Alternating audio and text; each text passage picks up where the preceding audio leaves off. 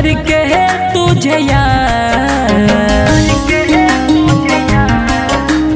रोता है दिल मेरा रोजे करके तुझे याद। हम हुए बर्बाद तेरे जाने के बाद, हम हुए बर्बाद तेरे जाने के बाद।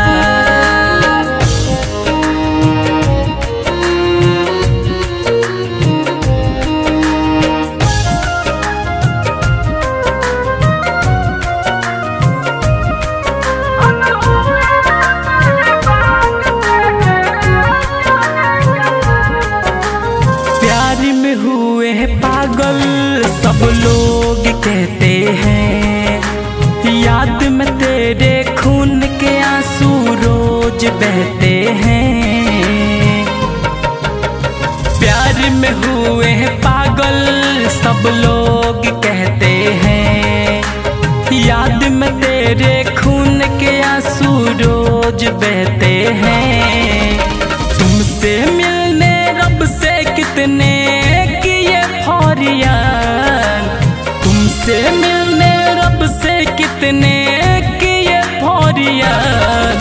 हम हुए बर्बाद तेरे जाने के बाद, हम हुए बर्बाद तेरे जाने के बाद।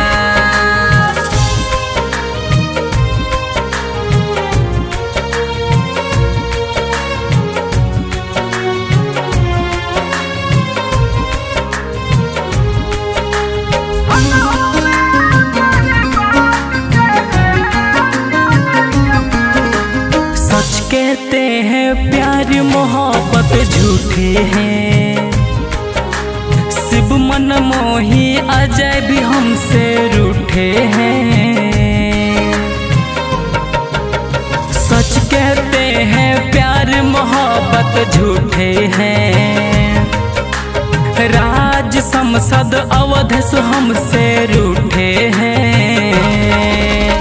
तू भी याद करोगी रब के मरने के बाद, तू भी याद करोगी रब के मरने के बाद। हम हुए बर्बाद तेरे जाने के बाद, हम हुए बर्बाद तेरे जाने के बाद। रोता है दिल मेरा रोजे करके तुझे याद, हम हुए बर्बाद तेरे